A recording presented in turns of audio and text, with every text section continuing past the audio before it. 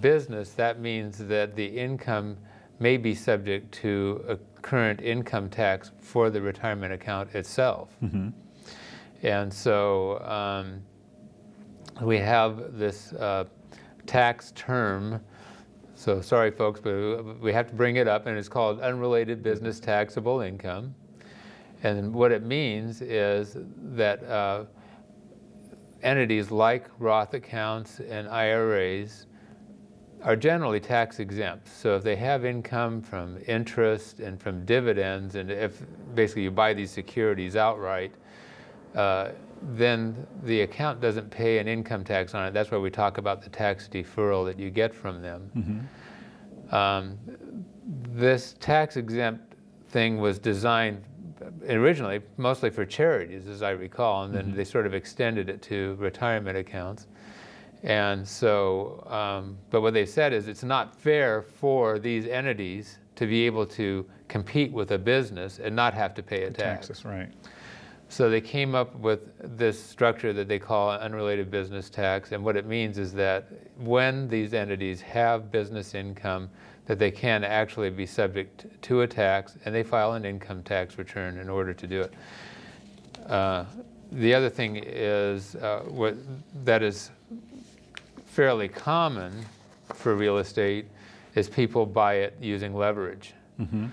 So in other words, they borrow money, they could get a mortgage, and so they'll put a small amount down as a down payment for the purchase of the real estate, and then they will pay a small amount of cash maybe, and then get the rest as a mortgage. Correct. So it's financed. Mm-hmm. When you have that mortgaged financing, then any income that you have related to the part that's financed is also considered to be unrelated business taxable income. Mm-hmm. And then you've got rental income that could be taxable because of that. That's correct. On the other hand, the IRA or the Roth does get tax deductions for any interest that it pays and for the depreciation. Correct. Okay. And you may have a tax deferred exchange inside of a retirement account. Well, that's one of the areas where we definitely, depending on the loan to value, you really want to determine, because the numbers may not work at a higher loan to value. So it's anything 75% and above, depending on the area and the type of property. The numbers may not work, especially once you factor in UBTI. So that's one of the areas that we will tell people to really make sure that they crunch their numbers, sit down with their tax professional and or financial planner advisor, and really look at the numbers to make sure, both short-term and long-term, that it does work, especially when you factor in UBTI. Yeah. So, yes, you do need to consider that. And the thing is, though, that the reason why, as we said, that many people do it anyway is because, again, this is where the money is, and it's better to make some money and pay some taxes than not to make any money and not pay taxes. Right. So, Yeah. Okay. Right, that's correct. All right. So as a real estate investor, what things can you do and what things can't you do when real estate is held in an IRA or Roth account?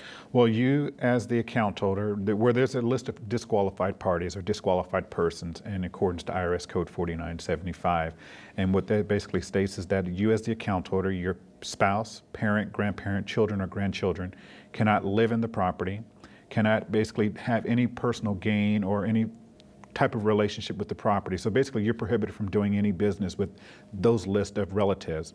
There's also a list of parties that's also disqualified, an employer of a plan, fiduciary, and a few others as well. So it's really important to understand who you can and cannot do business with as it relates to a self-directed IRA. Yeah. So this is getting into the area that we call prohibited transactions. Correct. And so again, when you're investing in real estate in your retirement account, like an IRA, what it means is that it can't be for your personal use. It can be for personal use or the use of any disqualified party. Right. So you're not getting a vacation home here. And it's not can't be a home that you're buying to rent out to your daughter or son who's in college. Okay. That's usually where you're going to run into problems. Yeah. Okay. So what are some Are there any other disadvantages maybe that we want to highlight related to investing in real estate in an IRA or Roth account? Or? The disadvantage in terms of real estate is really to understand where you're at in terms of, are you getting close to that required minimum distribution age?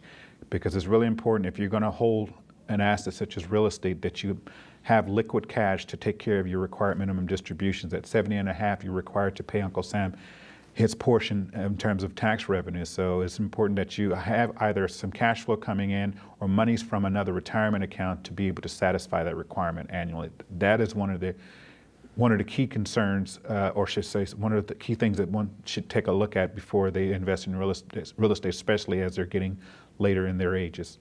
Yeah, so that is a big concern. So basically you're required to annuitize your account when you reach age 70 and a half, and so you have to have the cash to make the payments. Correct. And there is another thing that just came to my mind, one thing, and that is that long-term capital gains. So if you hold real estate outside, and this has to do with the difference between a Roth account and a regular IRA account, when you pull money out of a regular IRA account, that's taxed as ordinary income. Correct. And so that means that what could have otherwise been taxed at a long-term capital gains rate may be taxed, in fact, as ordinary income when you take the money out at a later time. Which could be lower. Yeah. So again, just recognize that you're making a choice. And again, it's because this opportunity may not be available to you outside of the account because you just don't have the cash, and here you got it. So again, it's better to make some money and pay some tax, maybe a little more tax, than not to make the money at all. Correct. There is another thing, and that is getting access to the cash in the retirement account. So it's pretty restricted as far as you're being able to draw out the cash from the account until you reach age 59 and a half. Right. Especially when it comes to real estate, or even, well, just the account as a whole. I mean, you're restricted to take any form of a distribution prior to 59 and a half. One, you're going to be taxed in addition to the 10% early distribution penalty. If you have a situation, one of the questions that will come up is, if I need cash out, and it's being held by, all of my funds are tied up in a piece of real estate, how do I get cash? That's also where non-recourse loan comes into play as well, because non-recourse loan can be used for both acquisition as well as a cash out refi. So once again, as long as the LTV or the loan to value guidelines are met as it relates to whether it be an institutional lender or a private lender, that is an option as well. Okay. Because that's usually one of the questions that will come up, especially when we're kind of trying to battle in terms of getting the clients trying to get monies from their traditional IRA to move over to a self-directed IRA. The question will come up, well, what if you run into a problem for liquidity, if you need cash? If you go that route, you're kind of stuck. So that's one of the options that we convey to them that's available to them if they have to liquidate. Okay. So can an IRA invest in a partnership with other entities for real estate? What are some structural alternatives? What are some different ways that you can make real estate investments? Well, you have an option, depending on how many transactions you're going to do, and usually what your short-term and long-term objectives are going to be. The least expensive method of partnering would be a tenants in common, or a TIC, where you can actually partner with various parties, including other disqualified parties to some extent. And it's, once again, it's the least expensive option. And then, of course, the other option would be through a single member LLC, or should I say a multi-member LLC would be another option. Yeah. So, or you could have a single member LLC. In some cases, that may be a good alternative. Right, but you just wouldn't be able to partner in a single member LLC. Right. Then you wouldn't have a partner per se. Okay. So maybe, could you tell us maybe some examples of some of your clients and some of the types of real estate investment programs that they've done? Maybe that you thought of one or two interesting cases? I would say the first, I would say 2008, 2009, there was a lot of buying and flipping. And it got to a point where the profit margins got thinner and thinner. It got to a point where when they took away the tax credit for first-time home buyers, that really had a lot of investors stuck because they, for whatever reason, didn't think it was going to have an impact on them turning the property. So now what you're beginning to see is a kind of a combination of buy and hold and buy and flip. And they're basically holding their properties longer, once because, and of course it's really important that if you're going to go with the buy and hold, that depending on how you structured your deal, that there's no leverage definitely, and then two, that you're not going to get close to an age to where you're going to need that income to live off, but it's tied up in a piece of property. The more common transactions I'm beginning to see now is I'm working with a lot of groups, whether it be syndications, private equity groups, where they're basically raising capital, whether it be private as well as retirement funds, and they're going and purchasing bulk real estate owned properties or bulk deeds of trust directly from the bank and or from the FDIC. I'm seeing a lot of that because what's happening is, once again, the profit margins, especially in a buy and flip model, the profit margins are really, really thin. And in order to get around that, you have to buy in bulk. Like with anything else, you're going to get a deeper discount. So that's what I'm seeing a lot of. And that's where a lot of clients, there's some pros and cons when it comes to going that route, especially if you're going to be investing into a fund. It's really important that you perform your due diligence, because there are a lot of scams surrounding in the area of syndications and funds. Yeah, I mean, after all, this is your retirement account that we're talking about here, and it would be a shame to see that. So, and actually, I have seen situations, where deals have fallen apart. We've had some of these exchange companies have gone away in the middle of an exchange transaction, and so forth. And so you need to be very careful about what you're putting in to these accounts. I heard of one case from another person that I thought was kind of interesting.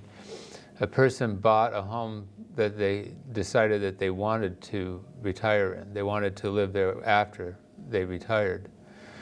So basically, they bought this property and they started renting it out. I believe it was in a vacation type location, and so they were able to get some pretty good rents in the summer seasons and so forth. And then after they retired, they bought it in a Roth account. Yeah. Okay.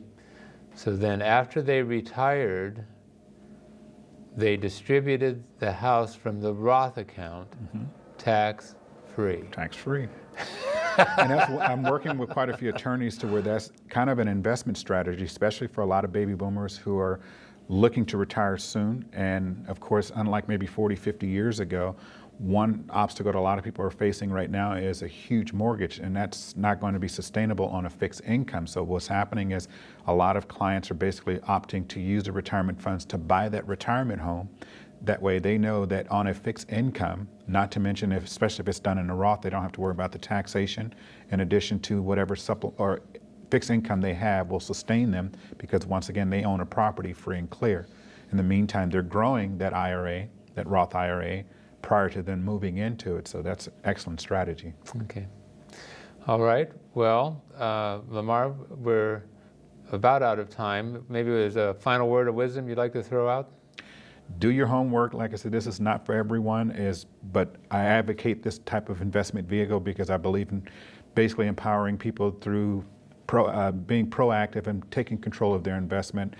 Yes, get your financial advice, but at the same time be in a position to have power in terms of knowledge, in terms of what you're investing in, to be in a position to check over the shoulder of the person who's managing your money. Okay.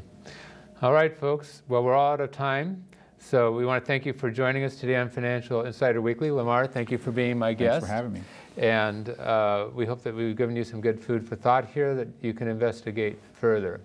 We'll see you next time on Financial Insider Weekly.